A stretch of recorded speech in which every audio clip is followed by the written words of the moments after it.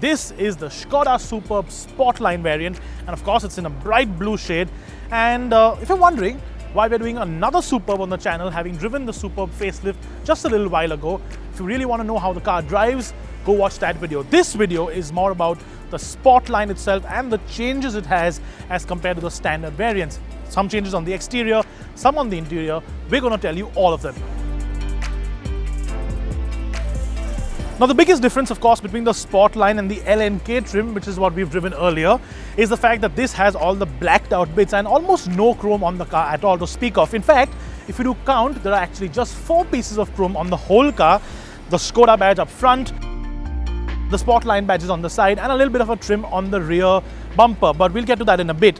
You still get the full LED headlights and daytime running lights that look really cool in the sort of small clusters they are, but the grille is completely blacked out, nice and sporty in your face. Even the trim on the bottom of the bumper completely blacked out, and the wheels are different as compared to the standard car. They are still 17-inch. Sadly, I would have rather preferred to get the set of 19-inch wheels that we saw on the Auto Expo showcase car, but instead of having the two-tone diamond cut finish on the standard car, these are painted in a single tone of, well, they're not completely black, but they're like a dark gunmetal. On the side, you get blacked out mirror caps, you get a completely blacked out window trim, and you get this blacked out sort of trim piece on the bottom here. But the really cool details, the stuff that I really like, are at the rear. Now, one of the add-on features on the Sportline that you do not get on the standard variants is this lip spoiler on the boot that is subtle and really goes well with the overall package that the Sportline is. But that detail that I talked about earlier, that's with the blacked out Skoda badge here and the Superb badge here. Now, obviously, the round Skoda badge, which is on the bonnet, has been deleted from the back end, and you get this really clean looking Skoda badge in here.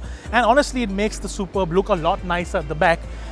Same with the trim here. Now, what was chrome on the standard cars is blacked out here. But what I don't get is why Skoda would leave the bottom trim on the bumper still in chrome, because if you're going to go the whole hog, then maybe that should have been black as well. But overall, especially in this nice bright shade of blue or a really cool shade of red or something like that, which sort of stands out from the crowd, the Sportline is definitely the coolest of the variants that the Superb offers.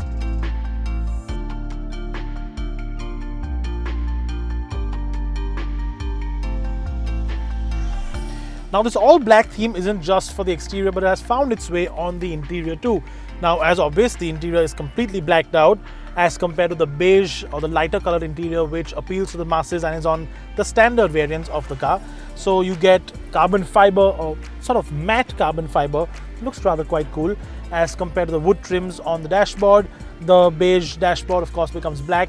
The dashboard still is very basic in terms of design, but what you get as upgrades is, of course, the digital instrument cluster as compared to the analog one, and the flat bottom steering wheel as compared to the standard round one. This almost looks like a VRS wheel and it looks rather cool. Of course, it doesn't have the VRS badging on it, but it still looks rather sporty with the flat bottom on it, and it's leather wrapped.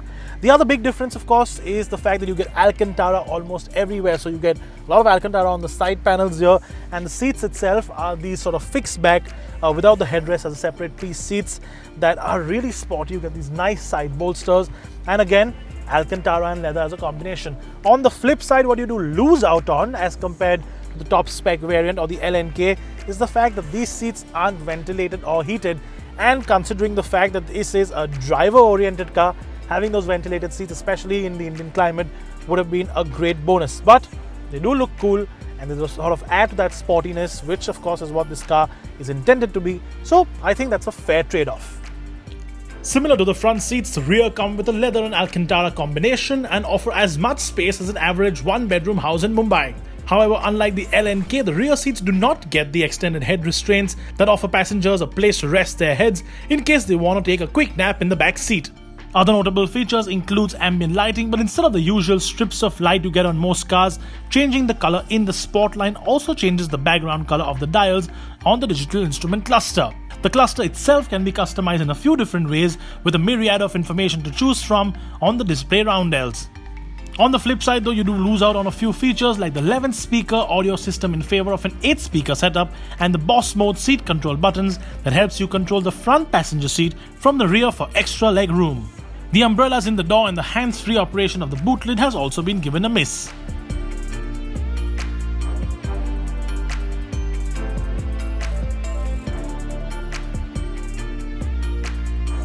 Under the hood though, the 2-litre turbo petrol direct injection motor is identical to the one on the standard Superb and makes 190 horsepower and 320 Newton meters of torque. The engine is mated to a 7-speed dual-clutch automatic with a front-wheel drive layout.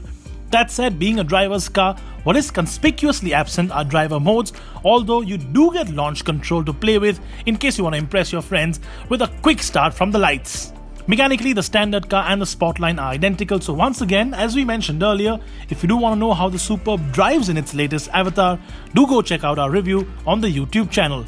To many, the styling will be the big pull, but as an added plus, the Superb Sportline at 29,99,000 rupees is also a full 3 lakh rupees down on the L&K. Sure, you do lose some features, but if you are on the driver's seat, you really won't mind with some of the omissions. Sporty in the way it looks and feels and yet properly luxurious and roomy, the Superb Sportline is a sedan that's very hard to ignore.